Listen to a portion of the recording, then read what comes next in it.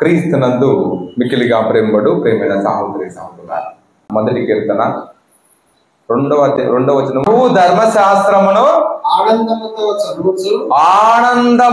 చదువుచు రేయింబవళ్ళు దానిని ధ్యానించువాడు ధన్యుడు. వాక్యం ఏం చెప్తుందంటే, బైబుల్ గ్రంథాన్ని, ధర్మశాస్త్రం అంటే బైబులే, ప్రభు ధర్మశాస్త్రాన్ని ఆనందముతో సంతోషముతో నేను చదవాలని, నేను వినాలి, వాక్యాన్ని చదవాలి, వాక్యాన్ని వినాలి, నేను అందరికంటే ముందుగా గుడికి వెళ్ళి బైబిల్ పఠనం నేనే చదవాలని ఎవరైతే ఏ వ్యక్తులైతే ఆశపడతారో అలాంటి వాళ్ళు ధన్యులు. చూడు ఎంత మాట చెప్తుంది, ఎంత మంచి వాక్యము. అక్కడ ఏం చెప్తుంది, ఇంకా రేయింబవలు రాత్రింబవలు, ఆదివారం ఒక్కరోజే కాదు, ఆదివారము 1 గంట సేపు గుళ్ళ కూర్చొని ఆ కొద్దిసేపే వాక్యాన్ని ధ్యానించే వాళ్ళు కాదంట. ఆ ఒక్కరోజు కొద్దిసేపు ధ్యానం చేస్తే వాళ్ళు ధన్యులేం కాదు. రేయింబవళ్ళు ఎవరైతే వాక్యాన్ని చదవాలని ఆశపడతారో, రేయింబవళ్ళు బైబిల్ వాక్యాన్ని పట్టుకోవడంలో, బైబిల్ వాక్యాన్ని మోయటంలో, పరిశుద్ధ గ్రంథాన్ని మోసుకుపోవటంలో సిగ్గుపడకుండా ఎవరైతే ఉంటారో, రేయింబవళ్ళు ఎవరైతే వాక్యాన్ని వినడానికి ప్రయత్నం చేస్తారో అలాంటి వాళ్ళు ధన్యులు అని, అలాంటి వాళ్ళ కుటుంబాన్ని దేవుడు దీవిస్తాడని ప్రభు చెప్తున్నాడు. అందుకే నేను వినమన్నది మిమ్మల్ని ఊరిక వాక్యం వినండి అని ఎందుకు చెప్తున్నానంటే, దేవుడి దృష్టిలో మీరు గొప్ప వాళ్ళగా పిలువబడాలి. దేవుడి దృష్టిలో మీరందరూ కూడా ఒక ఉన్నతమైనటువంటి స్థానాన్ని మీరు పొందుకోవాలంటే మీరు వాక్యాన్ని జాగ్రత్తగా వినాలి. 2వ పట్టణంలో మొదటి వాక్యాన్ని చదవగలరా? నేను మరి ఇతరమైన దేని యందు కాక మన ప్రభువుకు యేసుక్రీస్తు సిలువ యందు మాత్రమే గొప్ప చెప్పుకొందును. అక్కడ ప్రభు ఏం చెప్తున్నాడంటే, మానవులమైనటువంటి మనమందరం కూడా మన యొక్క వంశాన్ని గురించి, మన యొక్క ఇంటిని గురించి, మన యొక్క తల్లిదండ్రుల గురించి, లేదా నీ క్రెడిట్ ఏంటో, నువ్వేంటో, నీ గొప్పతనం ఏంటో ఓటగా చెప్పుకుంటుంటారు. కొంతమంది ఏకంగా శిలాఫలకాలే రాసి పెడుతుంటారు. కానీ ఈరోజు ప్రభు ఏం చెప్తున్నాడంటే, గొప్పలు చెప్పాలంటే నీ గురించి కాదు చెప్పుకోవాల్సింది, దేవుని గురించి నువ్వు గొప్పలు చెప్పాలి. ముఖ్యంగా అక్కడ ఏం చెప్తున్నాడంటే, యేసు ప్రభు యొక్క సిలువ యందు ఏ విధంగా మరణించాడో, సిలువలో నుండి ఏ విధముగా ఆయన మనకు ఏమి నేర్పించాడో దానిని గురించి మనం మాట్లాడాలి, దానిని గురించి మనం గొప్పలు చెప్పాలి.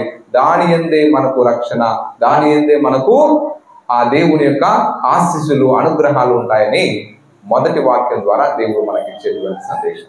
ఒక క్రైస్తవుడిగా, ఒక మంచి కుటుంబ సభ్యుడిగా, ఒక ఉత్తమమైనటువంటి కుటుంబ సభ్యుడిగా, ఇందాక మీరు చెప్పినట్టుగా దేవుని వాక్యాన్ని ఎవరైతే ధ్యానిస్తారో, దానికి అనుగుణంగా జీవిస్తారో వారు ధన్యులు అంటున్నారు.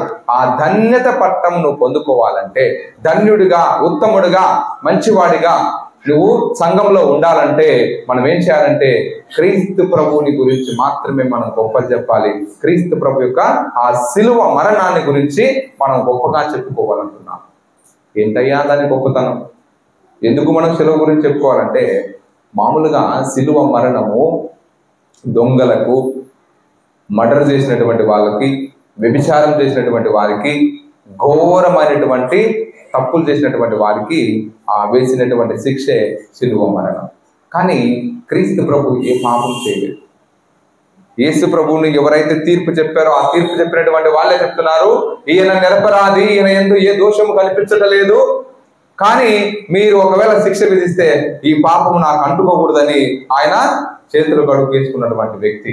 కానీ ఆ సంఘం అంతా కూడా ఆయనను ఒక దోషిలాగా చిత్రీకరించి ఆయన్ని ఘోరంగా ఈ విధంగా సిలువ మరణంలో ఆయన్ను మరణించేలా చేశారు.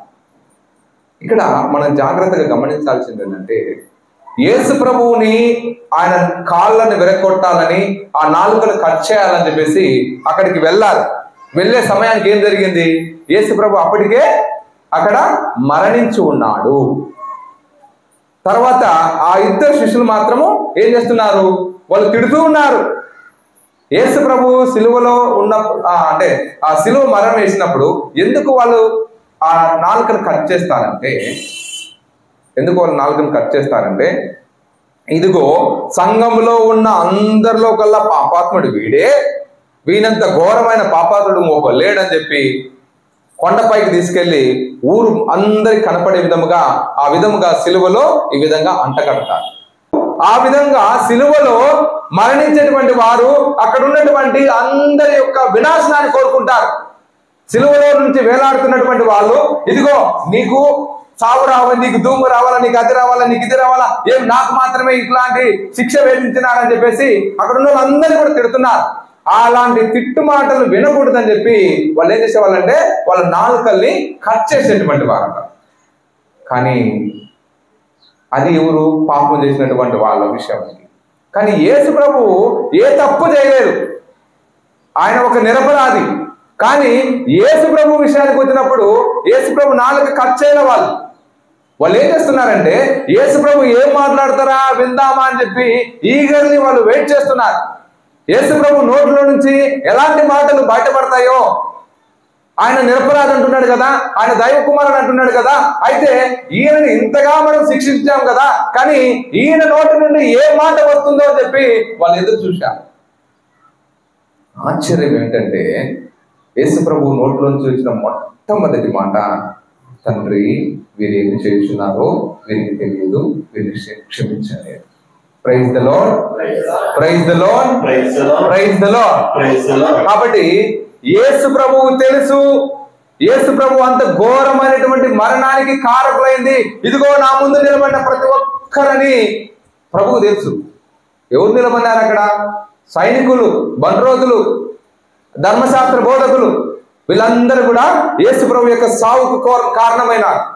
కానీ వాళ్ళందరూ కూడా యేసు ప్రభు యొక్క చావుకు కారణమైనప్పటికీ కూడా ఆయన చెప్పేటువంటి మాట ఏంటంటే, తండ్రి వీరేం చేస్తున్నారో వీరికి అర్థం కావట్లేదు, వీరిని క్షమించాలి.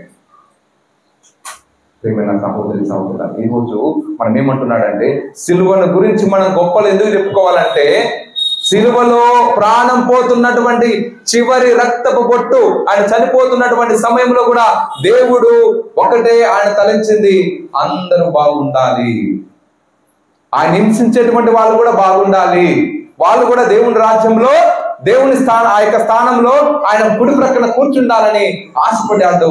అదే సిలువలో ఉన్నటువంటి గొప్పతనం. ఈరోజు ప్రభు మనం చూస్తాం, ఆ యేసు ప్రభు సిలువలో ఉన్నప్పుడు ఒకవైపు ఉన్నటువంటి దొంగవాడు, ఆ కుడి వైపు ఉన్నటువంటి దొంగవాడు అంటున్నాడు, ప్రభు నేను పాపాత్ముని, నేను ఎన్నో తప్పులు చేశాను, కానీ ఇదిగో ఈ రోజు నా తప్పులు నేను ఒప్పుకుంటున్నా, కానీ నువ్వు నిరపరాధివి, నీవెందుకు ఇలాంటి శిక్ష అనుభవిస్తున్నావు మాతో పాటు అంటే, అప్పుడు ఆయన చెప్తున్నాడు, నన్ను క్షమించు, నీవు నీ రాజ్యంలోకి వెళ్ళిపోయినప్పుడు నన్ను నువ్వు జ్ఞాపకం చేసుకో అంటే ప్రభు ఏం చెప్తున్నాడు? అప్పుడు వచ్చినప్పుడు చూద్దాంలే అలా. ఆయన ఏమన్నాడంటే, నేడే నీవు నాతో పాటు పరలోకంలో ఉంటావని చెప్పాడు. సిలువలో నుండి నేర్చుకోవాల్సిన పాఠం అది.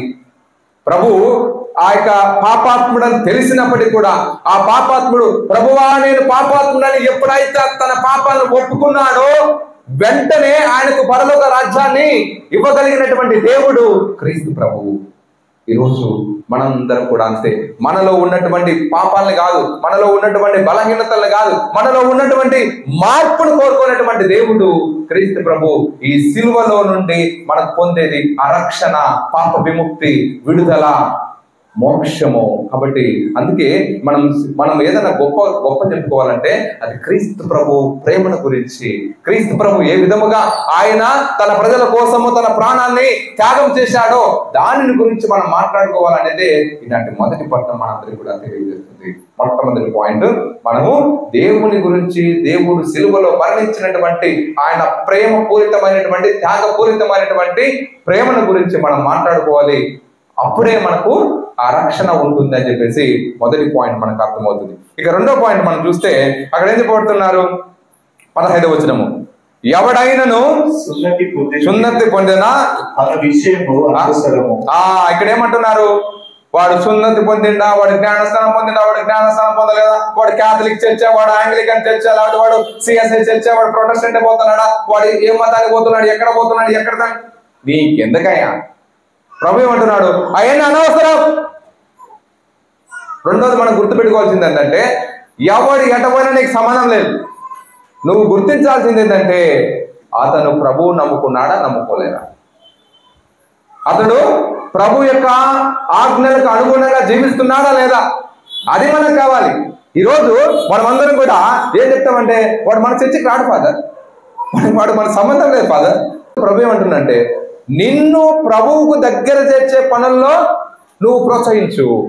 ప్రభువు నుండి దూరం చేసేటువంటిది ఏది కూడా, ఇప్పుడు ఏమంటున్నారు, ప్రొటెస్టెంట్, సిఎస్ఐ, ఆర్సిఎం ఇట్లా చెప్పుకోవడం ద్వారా ఆడ సఖ్యత లేదు, వాళ్ళు విడిపోతున్నారు, ఆడ నువ్వు వేరు చేసి మాట్లాడుతున్నారు. కాబట్టి అలాంటి విషయాల్లో క్రైస్తవులమైనటువంటి మనం జాగ్రత్తగా ఉండాలి. ఈరోజు ఏ కులం, ఏ మతం, ఏ జాతి అది చూడమాకండి, అది ప్రభు చెప్పేది విషయం ఏమనగా అతడు నూతన సృష్టి. ఈ రోజు ప్రభు మనకు గుర్తుపెట్టుకోమని చెప్పేది ఏంటంటే, మనమందరం కూడా క్రీస్తు ప్రభుతో నూతన సృష్టిగా, నూతన బిడ్డగా ఉండాలి. ఇదిగో ఆ కుడివైపు ఉన్నటువంటి దొంగను ఆ సంఘమంతా కూడా ఒక దొంగలాగా అతనికి సిలువ మరణం వేసింది. కానీ ప్రభు ఏం చేస్తున్నాడు, అతన్ని మోక్షంలో పెడుతున్నాడు. ఈ సంఘం అంతా కూడా అతని దోష అని చెప్పి ఆయన ఒక దోషిలాగా, ఒక పాపాత్ములాగా చిత్రీకరిస్తే యేసు ప్రభు ఏమంటున్నాడు, నీవు నాతో పాటు నేనే పరలోక రాజ్యంలోకి ప్రవేశిస్తావు అంటే దాని ద్వారా మనమందరం కూడా క్రీస్తుతో కలిస్తే మనం నూతన సృష్టిగా మారుతున్నాం. ఒక కొత్త ప్రపంచానికి మనం పోతున్నాం. ఆ కొత్త ప్రపంచమే దేవుడు ప్రేమించేటువంటి కుటుంబం, దేవుడు ప్రేమించేటువంటి బిడ్డలుగా ఉండబోతున్నాం. హాని చేసినటువంటి వారి కోసం ప్రార్థన చేసినటువంటి కుటుంబంగా ఉండబోతున్నాం. ఇదిగో ప్రభు చెప్తున్నాడు, ఎవరైతే నిన్ను హింసిస్తారో, ఎవరైతే నిన్ను నిందిస్తారో అలాంటి వారి కోసం నువ్వు ప్రార్థన చేయకున్నా. మనము ఈ యొక్క అష్టభాగ్యాలు మనం వింటాం, చివరి దాన్ని మనం చూస్తాం. నా నిమిత్తము నీవు అవమానించినప్పుడు, నిందించబడినప్పుడు నీవు ధన్యుడవు, నీకు పరలోకంలో గొప్ప కిరీటము నీ కోసము బహుమానం వెయిట్ చేస్తుంది అంటున్నా. కాబట్టి ప్రియమైన సహోదరి సహోదరులారా, ఈరోజు మనం గుర్తుపెట్టుకోవాల్సింది మూడవ మాట ఏంటంటే, మనమందరం కూడా క్రీస్తు ప్రభు బిడ్డలము. క్రీస్తు ప్రభుతో నూతనమైనటువంటి బిడ్డలుగా, నూతనమైనటువంటి ఆలోచనలతో, నూతనమైనటువంటి దేవుని యొక్క బిడ్డలుగా మనము ఉండబోతున్నాం అనేటువంటి ఆ సత్యాన్ని మనం గమనించాలి. 16వ వచనం చదువు. తమ తమ జీవితములలో ఈ సూత్రము పాటించు వారికి సమాధానమును కనికరమును తోడగును గాక. అక్కడ ప్రభు ఏం చెప్తున్నాడంటే, ఎవరైతే ఇదిగో అందరూ నా వాళ్ళే, అందరూ దేవుని బిడ్డలే, అందరూ కూడా ఒక సంఘముగా, ఒక తల్లి బిడ్డలాగా ఎవరైతే ఆదరిస్తారో, ఆ విధంగా అలాంటి ఆలోచనలతో జీవిస్తారో అలాంటి వారి కుటుంబాలను దేవుడు ఏం చేస్తారంట, వారికి సమాధానం ఉంటుందంట. దేవుని యొక్క కనికరం, దేవుని యొక్క తోడ్పాటు ఎల్లప్పుడూ కూడా వాళ్ళతో ఉంటుందని ప్రభు మనకి ఆహ్వానిస్తున్నాడు. ఇక చివరిగా 5వ వచనం, 17వ వచనం చదువు. ఇక మీదట ఎవడును నన్ను బాధింపకుండును గాక, ఏలైనా నా శరీరముపై నేను యేసు యొక్క ముద్రలను ధరించి ఉన్నాను. ఈరోజు మనం అందరం కూడా మంచి మంచి బట్టలు, కలర్ఫుల్ బట్టలు వేసుకుంటాం. ఈరోజు ప్రభు ఏం చెప్తున్నాడంటే, నువ్వు వేసుకునేటువంటి బట్టల్లో కాదు నీకు విలువ ఉండేది. ప్రభు ఏమంటున్నాడు, ఎవడైనను మిమ్ము బాధించినా కూడా, కానీ బాధించినాడని చెప్పేసి నువ్వు ఆ గుడికి పోకుండా ఉండడం కాదు.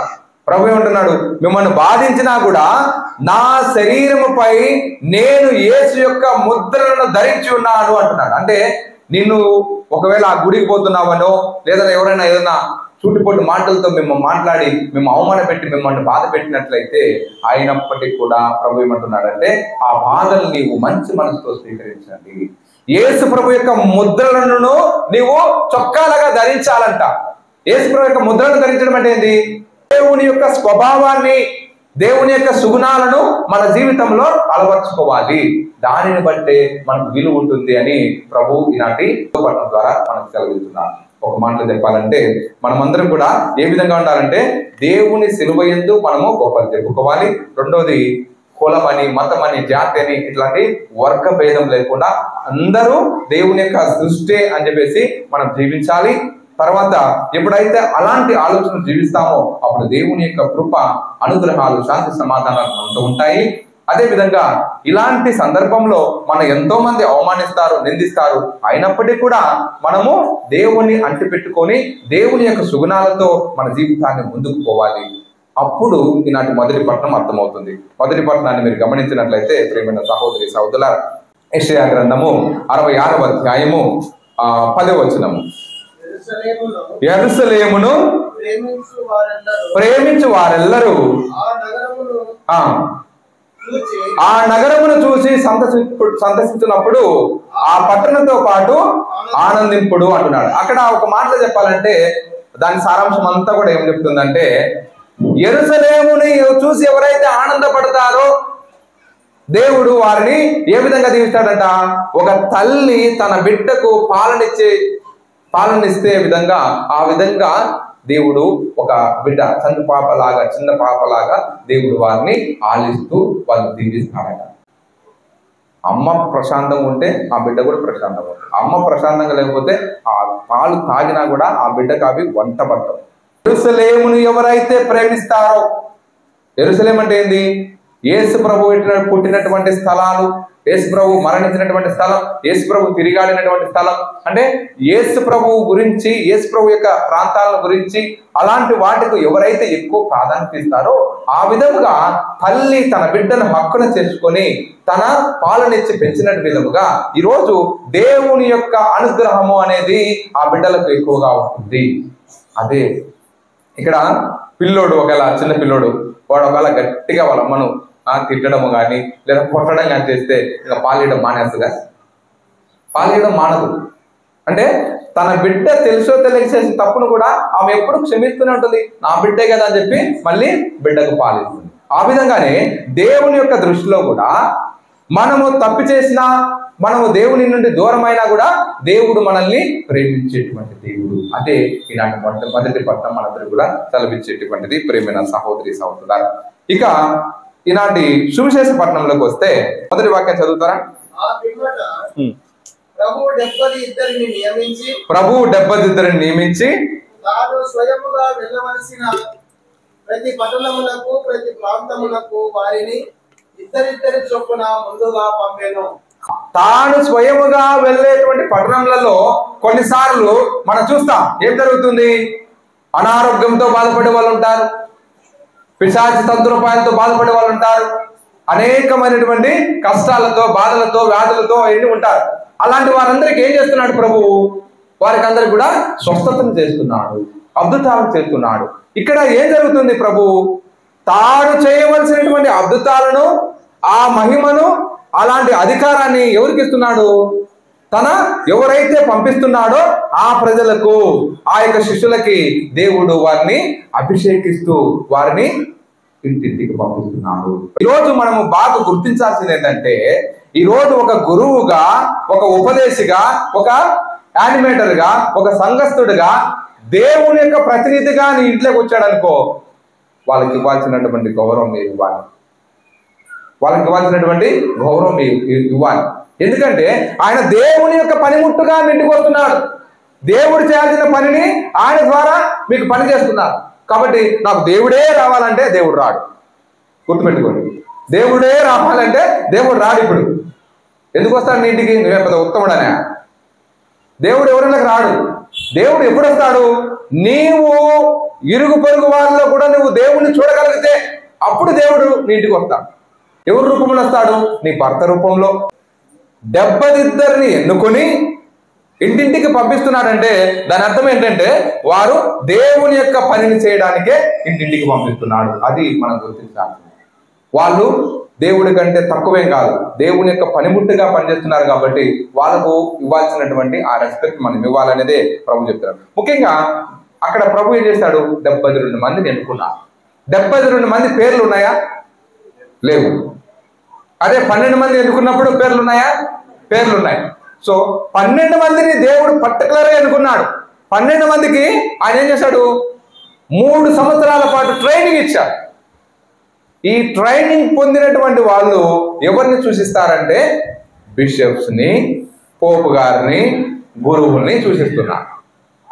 ఈ గురువులుగా చదివినటువంటి వాళ్ళు, బిషప్ అయినటువంటి వారు లేదా పోపు గారు, వీళ్ళందరూ కూడా దాదాపు 12-13 సంవత్సరాలు ఈ యొక్క దేవుని యొక్క తర్ఫీదులో వాళ్ళు తర్ఫీదు పొందుతున్నారు, శిక్షణ పొందుతున్నారు. యేసు ప్రభు శిష్యులు ఏ విధంగా అయితే 3 సంవత్సరాలు పొందారో, మేము గురువులుగా మేము దాదాపు 12-13 సంవత్సరాలు ఈ యొక్క పరిశుద్ధ గ్రంథాన్ని మేము పారాయణం చేశాం, అధ్యయనం చేశాం. ఒక బైబిలే కాదు, అన్ని రకాల మతాలను గురించి కూడా చదువుతాం. స్థానంలో అంటే 12 మంది శిష్యుల స్థానంలో గురువు వర్గానికి సంబంధించినటువంటి వాళ్ళు నిలబడి ఉన్నారు. అంటే 72 ఎవరు అంటే 72 ఈ గురువులు 12 మంది అన్ని దేశాలు పోలేరు కదా. ఆ విధంగా యేసు ప్రభు ఆ సమయంలో చేశాడు, సంఘంలో ఉన్నటువంటి ఎవరైతే భక్తి గల కుటుంబాలను, ఎవరైతే ప్రభు వాక్యాన్ని పాటించాలి, ప్రభు వాక్యాన్ని గురించి చెప్పాలి, ప్రభుతో తిరగాలి, ప్రభుతో తిరిగితే మాకు ఆనందం, సంతోషం, సమాధానం దొరుకుతుందని ఆశపడ్డారో అలాంటి కుటుంబాల్లో నుంచి అక్కడ ఒక్కొక్క కుటుంబం నుంచి ఒక్కొక్కరినిగా ఆయన పిలుచుకున్నాడు. ఆ విధంగా 72 మందిని పిలుచుకున్నాడు. అంటే ఇది పబ్లిక్ ఇన్విటేషన్ ఫర్ ఎవ్రీబడి. దేవుడు ఇక్కడ 72 మందిని సంఘంలోకి వచ్చి ఆయన పిలుచుకుంటున్నాడు. ఎవరెవరైతే నా సేవ చేయాలని మీరు అనుకుంటున్నారో మీరు రండి అని చెప్పేసి ఆయన ఆహ్వానం, ఓపెన్ ఇన్విటేషన్. కాబట్టి ఈరోజు ఆ 72 మంది శిష్యులను ఎవరు సూచిస్తారంటే ఉపదేశులను, యానిమేటర్స్ ని లేదా సంఘస్థుల్ని, సంఘ పెద్దలే కాదు, ప్రతి ఒక్క గృహస్థ క్రైస్తవ కుటుంబాలందరినీ కూడా ఆ 72 మందిని సూచిస్తున్నారు. కాబట్టి ప్రియమైన సహోదరి సహోదరుల, ఈ 72 మందికి కూడా ఏమిస్తున్నాడు దేవుడు? ఆయన కూడా తర్ఫీదునిస్తున్నాడు. ఇదిగో మీరు పోండి.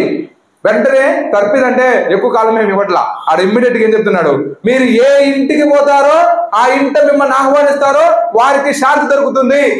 ఇదిగో నువ్వు మంచి మనసుతో నువ్వు ఆ ఇంట్లో పోతున్నావా, మంచి మనసుతో ఆ ఇంట్లో ప్రార్థన చేస్తున్నావా, అదే మంచి మనసు ఆ కుటుంబానికి పుష్కలంగా ఉంటుంది. ఎవరైతే నిన్ను ఆహ్వానిస్తారో, ఎవరైతే నిన్ను బాధ పెడతారో ఆ బాధే వాళ్ళకు మిగులుతుంది. అదే ప్రభు చెప్పేది. కరెక్ట్ చెప్పాలంటే నిన్ను ప్రేమతో ఆహ్వానిస్తే అదే ప్రేమ వాళ్ళకు పొందుకుంటారు. నిన్ను తిట్టుకుంటా మనసులో ఒకటి పైన ఒకటి పెట్టుకొని వాళ్ళు పిలిచారనుకో, అలాంటి అదే విధంగా వాళ్ళ కుటుంబం ఉంటుంది. ఆ విధంగా తర్ఫీదిస్తున్నాడు, ట్రైన్ చేస్తున్నాడు వారికి. ఇదిగో నీవు ఒక ఇంట్లో పోయినప్పుడు నీవు కలత చెందమాకు, బాధపడమాకు, భయపడమాకు, ఆ విధంగా నువ్వు మంచి మనసుతో నువ్వు ఆ ఇంటికి వెళ్ళు అని చెప్తున్నాడు. కాబట్టి ప్రియమైన సహోదరి సోదర, ఇక్కడ మీరు బాగా గుర్తించాల్సింది ఏంటంటే, కొంచెం స్పీడ్ పోతాను, టైం ఎక్కువ అవుతుంది. ఇక్కడ ఏం చెప్తున్నానంటే, వారు పెట్టిన దాన్ని మీరు తినండి. ఎందుకు తినాలి? మీరు పనివారు తన కూలికి అర్హుడు. కాబట్టి నీవు ఆ ఇంటికి దేవుని యొక్క వార్తలను తీసుకుపోతున్నా, దేవుని యొక్క సమాచారాన్ని తీసుకుపోతున్నా. కాబట్టి అది ఒక పని. ఆ పని నువ్వు అక్కడ చేస్తున్నావు కాబట్టి, దేవుని పని నువ్వు చేస్తున్నావు కాబట్టి, నీవు వారి పెట్టింది నువ్వు స్వీకరించాలి, వారి యొక్క కానుకలను స్వీకరించాలి. అది నీ బాధ్యత. ఇక్కడ మళ్ళీ తర్వాత ఇమ్మీడియట్ గా చెప్తున్నాడు, మీరు ఇల్లు తిరగరాదు. కొన్నిసార్లు కొంతమంది ఏమంటారంటే, ఈ ఫాదరు ఇదో ఆ ఇంటికే పోతాడు, వాళ్ళతోనే మాట్లాడతాడు, ఆ పిల్లలతోనే ఉంటాడు. బాగా జాగ్రత్తగా ఎప్పుడైనా నోరు పారేసుకోవాలండి, నోరు పారేసుకోవద్దు. ఎందుకంటే ఒకసారి మాట వచ్చిందంటే ఆ మాటను మళ్ళీ తిరిగి తీసుకోలేదు. కొంతమంది ఏమంటారంటే, ఈ ఫాదర్ వాళ్ళతోనే మాట్లాడు, వాళ్ళ కుటుంబానికి పోతాడు, వాళ్ళ కుటుంబం, ఇలాంటి మాటలు మాట్లాడు. ఇక్కడ ప్రభు ఏం చెప్తున్నాడంటే, మీరు ఇల్లు తిరగరాదు. ఎవరైతే మేము ఆహ్వానిస్తారో వాళ్ళకి మీరు వెళ్ళండి. చాలా క్లియర్ వాక్యం. పిలిచిన వాళ్ళకి పొమ్మన్నాడు, వాళ్ళు పిలుస్తున్నారు, వెళ్ళిపోతున్నారు. పిలవకుండా నువ్వు మా ఇంటికి రారండి, ఎందుకు వస్తారు? ఇలా మాట్లాడే వ్యక్తులు ఎవరంటే, ఎప్పుడు గుడికి రానటువంటి వాళ్ళు, గురువుతో మాట్లాడినటువంటి వాళ్ళే ఇలాంటి స్టేట్మెంట్ ఇస్తారు. ఈ ఫాదర్ మా ఇంటికి రాడు, ఈ ఫాదర్ ఆ కుటుంబాలతో మాట్లాడు, ఈ కుటుంబాలతో మాట్లాడు, వాళ్ళ పిల్లలతోనే అన్ని కూడా ఏదైనా ఇచ్చినా కూడా వాళ్ళకే ఇస్తాడు. ఇలాంటి తప్పుడు ఆలోచన, తప్పుడు నిర్ణయాలు తీసుకోవద్దు, అలాంటి మాటలు మాట్లాడద్దు. ఎందుకంటే వాళ్ళు దేవుని యొక్క ప్రతినిధులు. నీ ఇంటికి రావాలని ఇష్టపడుతున్నావా? అయితే పిలువు, రాకపోతే అప్పుడు మాట్లాడు. కాబట్టి ఈరోజు ప్రభు చాలా క్లియర్గా చెప్తున్నాడు, ఇల్లు తిరగరాదని. ఎవరైతే ఆహ్వానిస్తారో వాళ్ళ ఇంటికి వెళ్ళమని. ఇక చివరిగా మనం చూస్తే అక్కడే చెప్తున్నాడు, ఎవరైనా మేము ఆహ్వానింపని ఎడలా, బాగా గుర్తుపెట్టుకోండి, ఎవరైనా మీరంటే ఇష్టం లేకపోతే మీరు ఇష్టం లేకపోయినా కూడా మేము ఆహ్వానించి మిమ్మల్ని అవమానిస్తున్నారా? కేర్నా లెక్క చేయి, మాకు వదిలే. ప్రభు ఏం చెప్తున్నాడు? అలాంటి వాళ్ళ ఇంటికి పోండి. కాకపోతే మీరు పోయిన తర్వాత ఏం చేస్తున్నారు? ఫర్ ఎగ్జాంపుల్, నేను పెద్ద కడుపురికి వచ్చిన, పెద్ద కడుపురు వాళ్ళకి నేనంటే ఇష్టం లేదనుకో, వెరీ సింపుల్. ప్రభు ఏం చెప్తున్నాడంటే, నీవు ఈ పెద్ద కడుపురు పొలిమేరకు వెళ్ళు. ఇదిగో ఆ పొలిమేరను చూసి, అంటే ఆ ఊరిని చూసి చెప్పాలంట, ఇదిగో ఈ ఊరికి అంటినటువంటి ఈ కాలి దుమ్మును నేను ఇక్కడే దులిపేసుకుంటున్నాను. ఇదిగో నేను దేవుడు ఇచ్చినటువంటి ప్రదేశాలు ఇంకేమున్నాయి? కబడ్డీ ఉంది, జాలి మంచి ఉంది, దొడలిగేరు ఉంది. అక్కడికి వెళ్ళు. వాళ్ళు నిన్ను ఆహ్వానిస్తే అక్కడికి వెళ్ళు. ఇక్కడ నిన్ను ఆహ్వానించలేదా? భయపడ మాకు, బాధపడ మాకు. కానీ ఎవరైతే నిన్ను ఆహ్వానిస్తారో అక్కడికే వెళ్ళు. నువ్వు బాధపడాల్సిన అవసరం లేదు. ఎందుకంటే యేసు ప్రభు వాళ్ళ ఊరిలో యేసు ప్రభు ఎన్నో అద్భుతాలు చేయలే. ఆయన చేసిందల్లా పక్కనే. సొంత ఊర్లో ఆయన ఎవరు దేవుడు అని లేదు, దేవుని కుమారుడు అని లేదు. మరేం కుమారుడు కదా, యోసేపు కుమారుడు కదా, ఈయన ఎవరు వడ్రైన కుమారుడు కదా. చాలా చులకనగా చూశారు. అందుకే ఆడ ఎవ్వరు కూడా బాగుపడలేదు. కాబట్టి ప్రియమైన సహోదరి సహోదరులారా, ఈరోజు ప్రభు చెప్తున్నాడు, దుమ్ము దులిపేసుకొని పోండి అంటే మీ కాళ్ళ కడిగినటువంటి దుమ్ము కడుక్కోమని కాదు. ఎవరైనా నిన్ను తిట్టింటారా? ఆ తిట్టు మాటలు అక్కడే వదిలి. ఎవరైనా ఇంకా ఎక్కువ మరి కొట్లాడడానికి వచ్చి ఒక 2 దెబ్బలు కొట్టింటారా? క్షమించే, అక్కడే వదిలి. దాన్ని మనసులో పెట్టుకోమా. నువ్వు వేరే ఇంటికి పోయినప్పుడు, వేరే ఊరు పోయినప్పుడు, అరే నన్ను ఆ ఊరోళ్ళు కొట్టారు, ఆ ఊరోళ్ళు నన్ను తిట్టారు, ఆ ఊరోళ్ళు నన్ను నా మీద నిందలేశారు, ఆ ఊరోళ్ళు నాకు అక్రమ సంబంధం అంటగట్టారు, దాన్ని నువ్వు అదే పెట్టుకొని అక్కడ పోయి మళ్ళీ పరిచయం చేస్తే అక్కడ కూడా హ్యాపీగా ఉంటావు. అందుకే ఏం చెప్తున్నాడు? నీ కాలి దుమ్మును అక్కడే దులిపేసుకొని పోవంటే నీకు వచ్చినటువంటి ఆ నెగటివ్ వైబ్రేషన్స్ ని, ఆ చెడుని అక్కడే కడిగేసుకో. మళ్ళా మంచిగా ఫ్రెష్గా స్టార్ట్ చేయి. మీరు పోయేటప్పుడు ఏమంటున్నాడు? జాలనైనను జోలెలైనను పాదరక్షకులనైనా తీసుకోపోరు అది అంటున్నాడు. అక్కడ మనం గమనించాల్సింది ఏంటంటే, ప్రభు ఏమంటున్నాడంటే, ఇదిగో నువ్వు నా పని మీద పోతున్నావు కాబట్టి, నా పని నువ్వు చేస్తున్నావు కాబట్టి నువ్వు కూటి కలుపుడవు. కాబట్టి ఇలాంటి ప్రాసెస్లో నువ్వు డబ్బులు, పర్సు, పెద్ద సంచి ఇవన్నీ తీసుకుపోవాల్సిన అవసరం లేదు. ఎందుకంటే నేనే మీకు దేవుడను, నేను మీకు అన్ని కల్పించేటువంటి దేవుడను. కాబట్టి మీరు వాటన్నిటి విషయంలో మీరు భయపడాల్సిన అక్కర్లేదు అని చెప్పేసి దేవుడు మనందరికీ కూడా సెలవిస్తున్నారు. ఈ వాక్యం సామెతల గ్రంథము 3వ అధ్యాయం 5వ వచనం నుండి, నీవు మనస్ఫూర్తిగా దేవుని నమ్ముము, మనస్ఫూర్తిగా దేవుని నమ్ముము, నీ తెలివితేటల మీద ఆధారపడకుము. నీవు నీ తెలివితేటల మీద ఆధారపడమాకండి. దేవుడు చెప్తున్నాడు, ఇదిగో నేను పొమ్మంటున్నా, నువ్వు పో. నీవు మనస్ఫూర్తిగా దేవుడు నమ్ముకొనుండు, దేవుడు అన్ని కల్పిస్తాడు.